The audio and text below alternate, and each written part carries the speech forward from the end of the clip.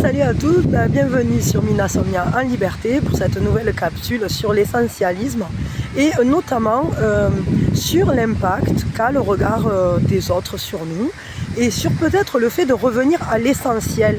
Qu'est-ce qu'on en pense nous? Qu'est-ce qu'on aurait envie de faire si le regard de l'autre ne comptait pas, ne nous importait pas tant?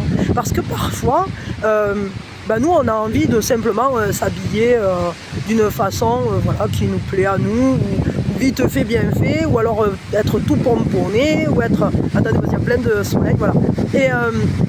Et du coup, chaque personne a envie de faire à sa façon.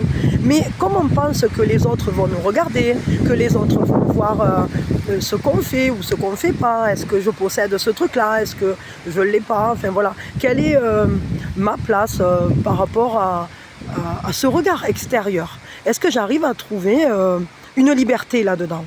Et je crois qu'une des premières bases de l'essentialisme, c'est comprendre que lorsque les gens vous regardent, d'ailleurs on le voit ça souvent quand on raconte quelque chose aux gens, souvent quand on raconte un truc, on dit « Ah ben tiens il m'est arrivé ça » ou « Tiens j'ai vu ça, ah j'ai pensé ça ».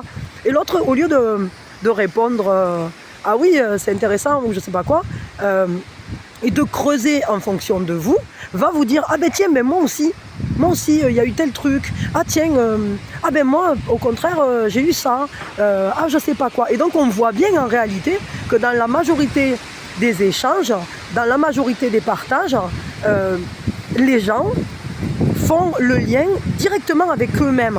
Et donc ça vous montre bien que, quels que soient les habits que vous portez, par exemple, en réalité les gens, ce à quoi ils pensent, c'est à ce que eux portent. Ou tiens, ah ouais, ce truc ça lui va bien, mais est-ce que moi ça m'irait bien?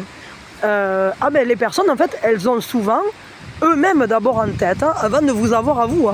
Et même si, alors après, si c'est des personnes qui vous sont vraiment proches, qui sont très impliquées auprès de vous, elles sont peut-être un peu plus attentionnées avec ce que vous dégagez, avec ce que vous envoyez, on va dire, vers l'extérieur. Mais en général, les gens pensent plutôt à eux. Et c'est-à-dire que si vous, tout à coup, vous vous dites « Mince, j'ai ça, ah tiens, j'ai pas fait tel truc, ah mais mince, je rentre pas dans le moule à ce niveau-là, ou je sais pas quoi », comprenez que en général, les gens s'en foutent. Par exemple, imaginons, vous rentrez dans une boutique, d'accord, vous voulez aller acheter, je sais pas, vous voulez aller acheter, j'en sais rien, des poêles à frire, on va dire n'importe quoi, et la vendeuse est habillée de manière classique. Est-ce que ce qui compte pour vous, c'est que la vendeuse soit habillée de manière classique, ou est-ce que c'est de prendre vos poêles à frire? Et prenons un exemple où la vendeuse aurait, je sais pas, plein de tatouages, elle est habillée assez, je sais pas, d'une façon un peu plus originale, vraiment, etc. Vous allez peut-être vous dire, tiens, c'est original, bon, voilà. Mais qu'est-ce que vous allez surtout avoir en tête? Où sont les poêles à frire, madame, s'il vous plaît? Vous voyez? Et en réalité, cette personne qui tient la boutique, peut-être le matin, elle s'est pris la tête et s'est dit « Oui, mais peut-être que les acheteurs vont pas venir si je m'habille comme ci ou comme ça, peut-être qu'ils vont me juger, peut-être que mes collègues vont me juger. » Mais en vrai, on s'en fout. On s'en fout, revenez à l'essentiel. L'essentiel, c'est quoi? C'est vous. C'est vous. Qu'est-ce que vous en pensez, vous? Qui êtes-vous, vous? Et ce regard des autres, souvent, nous fait faire plein de conneries. Parce que dès la jeunesse d'ailleurs, mais souvent on veut, je sais pas, s'habiller comme les copains, on veut la voiture qui nous fait, qui donne, je sais pas, cette illusion que oui, on a réussi de ce côté-là ou je sais pas quoi. On va s'habiller de manière à pas choquer, ou alors au contraire, on va s'habiller en se disant « Ah, tu vas voir, je vais bien les emmerder ». Et vous voyez, en fait, le problème c'est que quand on commence à se déterminer par rapport aux autres, par rapport au regard de l'autre, par rapport aux attentes de l'autre, parce que des fois c'est « Ah mais je vais être une bonne fille, je vais être exactement comme mes parents attendaient ». Ou je vais être, tiens, je vais leur dire merde et je vais faire complètement le contraire. Ça arrive souvent quand on est jeune. Mais ce dont on ne prend pas forcément conscience, c'est que bien souvent, ça peut arriver aussi quand on est adulte. Et par rapport aux collègues, ou par rapport aux clients, ou par rapport à je sais pas quoi. Mais en vrai, il est important que, je sais pas, vous fassiez ce qui vous parle. Et ça fait partie de l'essentialisme. Comment voulez-vous vous mettre en lien avec votre énergie de prospérité, d'abondance, de joie, de bonheur, de bien-être, de santé même. Parce que si vous vous rongez les sangs pour tout, si vous êtes sans arrêt en train de vous critiquer ou de vous reprocher de ne pas avoir le dernier iPhone ou de vous dire « Ah tiens, j'aurais pas dû mettre ce chapeau mais quelle perte de temps, quoi, sérieux.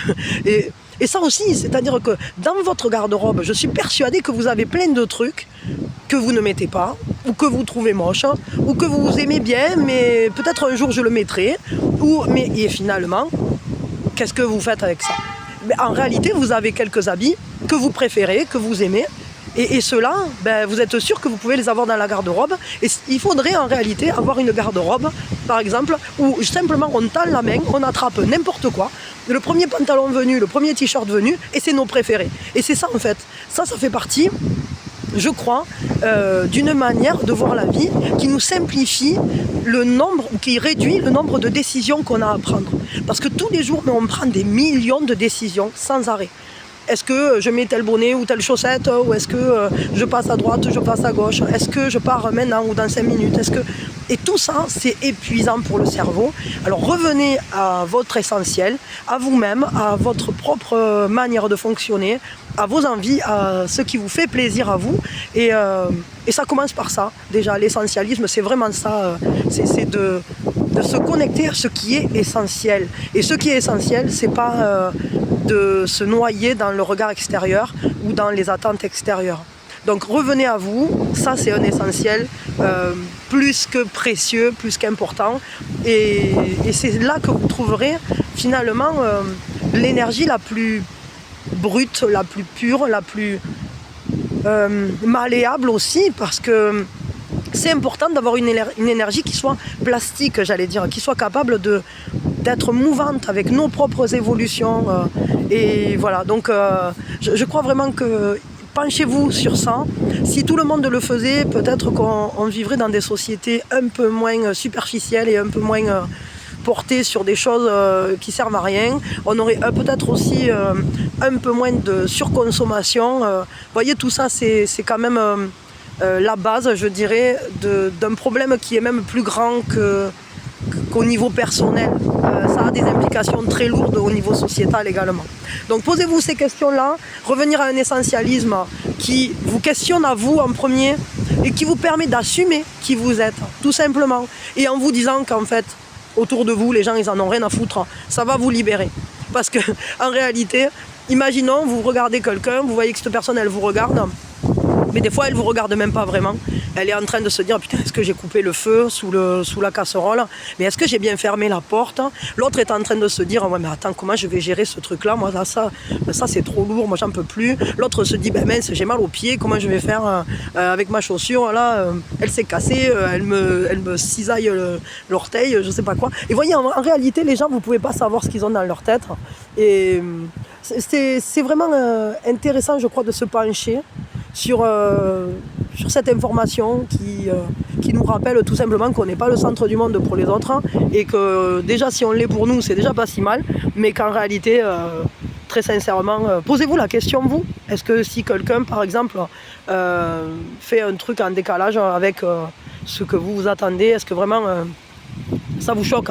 Rappelez-vous de la caissière du magasin de poêle à frire, vous voyez, hein, parce que en vrai, on a tous des idées dans la tête, on a tous nos propres problématiques, on a tous nos propres pensées, nos cheminements, et je crois que c'est pas vraiment important de se perdre dans un paraître inutile, hein, en croyant en plus que les autres s'y intéressent, parce que bien souvent ils s'en foutent. Voilà. Et faire plaisir à des gens qui s'en foutent de vous et que vous vous en foutez d'eux en plus, parce que c'est pas qu'on s'en fout, parce qu'humainement il y a quand même un lien, il y a quand même ce truc de on est un sur la planète, on est tous là, l'énergie circule entre que ce soit les plantes, les animaux, les humains, etc. On est tous liés, mais sur ce genre de points, en vrai on s'en fout. Ce qui est important, c'est les liens de cœur à cœur, les liens d'âme à âme, et c'est pas est-ce que je réponds bien à telle attente, à tel schéma, à tel machin, alors qu'en vrai, ça ne me correspond pas. Et dans ces cas-là, je vais être malheureux. Est-ce que vraiment vous croyez que les autres, qu'ils vous connaissent ou qu'ils ne vous connaissent pas d'ailleurs, ont envie que vous soyez malheureux ou que vous vous sentiez mal dans votre peau? Je ne crois pas. Et je pense que la majorité des gens ont quand même plutôt des intentions très bienveillante envers les autres. On le voit hein, souvent quand il y a des catastrophes ou quand il y a des merdes. On voit les gens la solidarité qui surgit, qui montre que finalement, mais oui, en vrai, il y a un lien, il y a un soutien. Et ce qui est important, c'est justement ces liens-là, cette entraide-là, ce regard-là, ce sourire-là que vous avez croisé au moment où vous n'étiez pas bien, par exemple. Et finalement, est-ce que vous portiez un bonnet ou pas, la personne qui vous a souri, elle n'avait rien à foutre, quoi. Donc vous aussi, soyez plus détendus là-dessus et lâchez prise et revenez à vous qui êtes l'essentiel. Voilà, bisous bisous.